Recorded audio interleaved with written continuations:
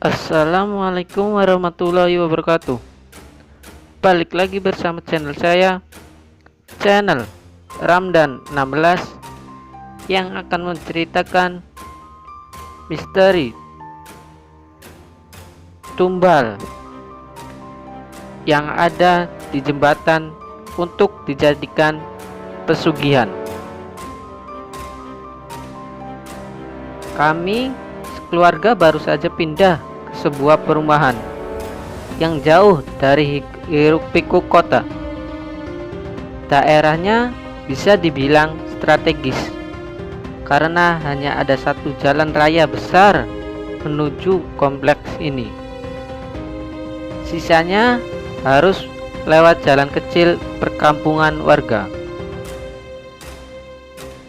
Karena baru di daerah ini dan belum terlalu mengenal tetangga, untuk mengurangi jenuh di rumah, keputuskan untuk nongkrong di salah satu warung kopi depan kompleks.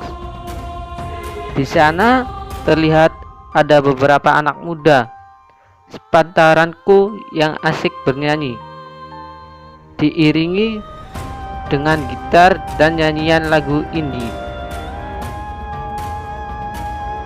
Pas banget nih pikirku.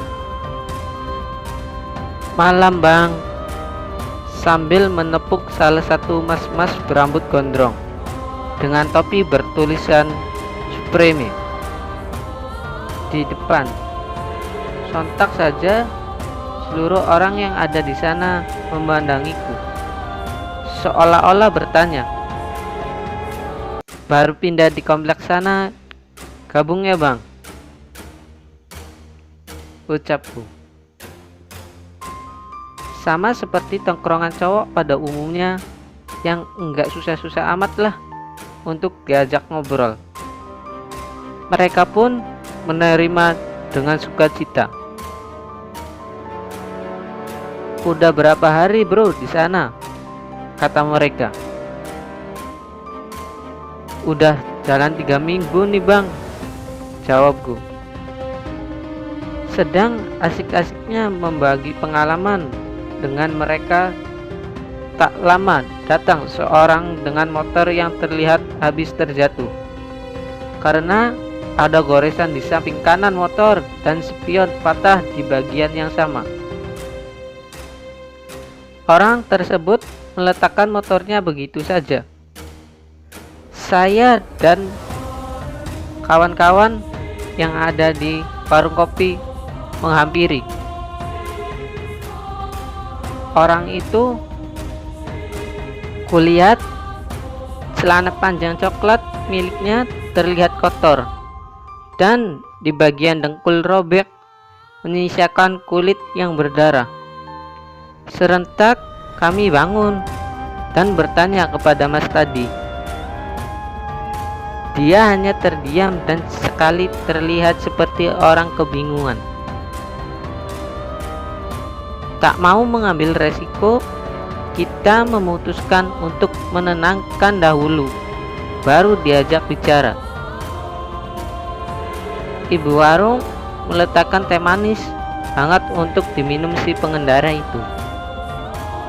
Saat kondisi lumayan baik, Mas tersebut baru menceritakan kejadian yang ia alami.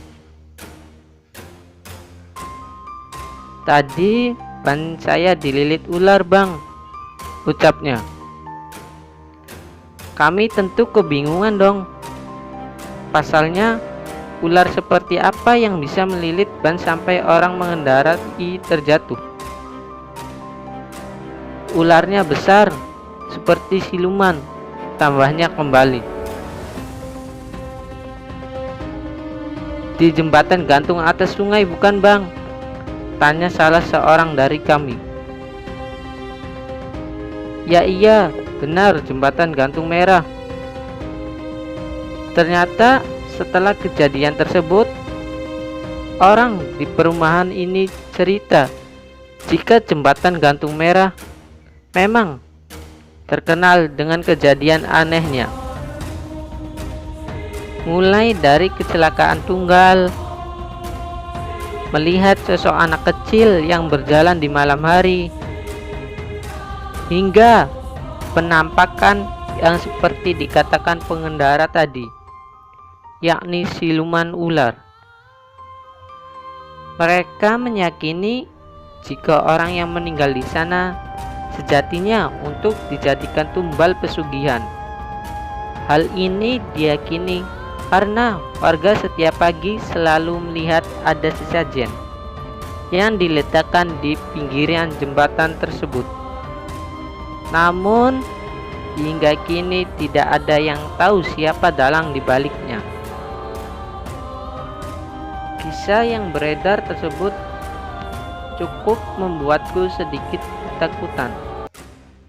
Pasalnya, aku belum terlalu tahu daerah sini dan bukan orang yang berani-berani amat. Tapi berpikir positif ajalah, sudah sepantasnya menjadi pilihan yang tepat, bukan? Sampai suatu hari saat ingin membelikan makanan untuk ibuku, mau enggak mau aku harus melewati jembatan yang dinilai angker tersebut. Tapi ya sudahlah toh, saat itu aku juga tidak mengganggu. Tepat pukul jam 9 malam, aku mulai mengendarai motor ke tempat tujuan. Tak berselang lama, jika sudah melewati belokan ketiga, sudah dipastikan di depan akan ada jembatan gantung yang berwarna merah. Perlahan-lahan aku mencoba mengendarainya, sesekali bernyanyi sedikit untuk menutupi keheningan sunyinya malam. Namun tiba-tiba setelah setengah jalan melewati jembatan itu, kulihat ada perempuan dengan rambut yang menjulang panjang dan pakaian serba merah dengan cepatnya menyeberang. Sontak saat itu aku membelokkan motor ke arah kanan dan membentur pegangan besi di jembatan. Setelah itu pandangan hitam dan tidak ingat apa yang terjadi selanjutnya. Sampai akhirnya selang beberapa lama aku sudah bangun di ruangan rumah sakit dengan perban di kepala. Orang tuaku berkata, jika sudah hampir 1 bulan aku hanya terdiam tak berdaya di tempat tidur. Namun yang lebih parahnya, ketika sudah sembuh dan dibolehkan untuk pulang, teman-temanku di rumah bercerita, sebelum kamu dibawa ke rumah sakit, ternyata aku sempat mengalami kesurupan di jembatan tersebut. Berulang kali aku menyebut, iki tumbalku, ojo mbok bawa lunga, yang berarti ini tumbalku, jangan kamu bawa pergi.